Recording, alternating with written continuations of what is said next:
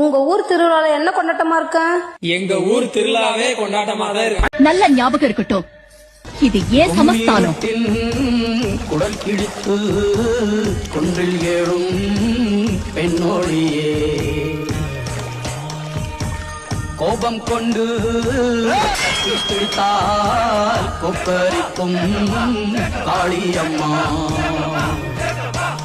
உன் கண் சிவந்து பார்த்தா